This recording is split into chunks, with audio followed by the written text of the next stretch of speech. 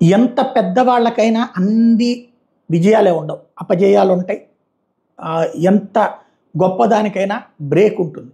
దానికి సాక్ష్యం అమిత్ షా 2 చోట్ల ఫెయిల్యూర్. ఒకటి ఢిల్లీ, గతంలో హర్షకుమార్ అధ్యక్షుడిగా ఉన్నప్పుడు 31 స్థానాలు ఉన్నటువంటి పార్టీని హర్షకుమార్ని పక్కన పెట్టి తీసుకొచ్చి, హర్షవర్ధన్ అప్పుడు ఆయన్ని పక్కన పెట్టి తీసుకొచ్చి కిరణ్ బేడీని పెట్టారు. ఆ వైఫల్యం దాదాపు దశాబ్దమున్నర భారతీయ జనతా పార్టీకి ఢిల్లీలో అసెంబ్లీలో చోటు లేకుండా పోయింది. కేజ్రీవాల్కి ఒక అదృష్టమైంది. కేజ్రీవాల్కి లైఫ్ ఇచ్చింది ఓ రకంగా అమిత్ షా వ్యూహం అనుకోవాలి. పార్లమెంట్ సీట్లు వస్తున్నాయి, అసెంబ్లీ సీట్లలో కోల్పోతూ ఉంది. సరైన నాయకుడిని ఇప్పటిదాకా కూడా ఢిల్లీలో తయారు చేసుకోలేకపోవడం అన్నటువంటిది అమిత్ షాకి ఉన్నటువంటి వన్ ఆఫ్ ద లోటుకు కనబడుతుంది. రెండవది, ఇప్పుడు మరొకటి, ఏదైతే శివసేనకు సంబంధించి మహారాష్ట్రలో చేసినటువంటి ప్రయోగం విఫలమైంది.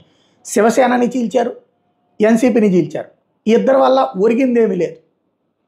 ఎవరు ఒరిజినల్ ఎవరు డూప్లికేట్ అంటే ఒరిజినల్ శరద్ పవార్, ఒరిజినల్ ఉద్ధవ్ థాకరేనే అక్కడ ఉన్నటువంటి ప్రజలు నిర్ణయించారు.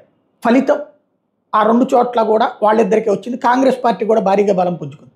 ఈ పరిణామం ఇప్పుడు అక్కడ మహారాష్ట్రలో భారతీయ జనతా పార్టీ వైఫల్యంగా మిగిలింది.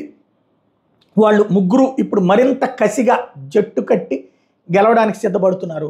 మహారాష్ట్ర వైఫల్యం అన్నది ఖచ్చితంగా షా ఖాతాలోకి వస్తుంది.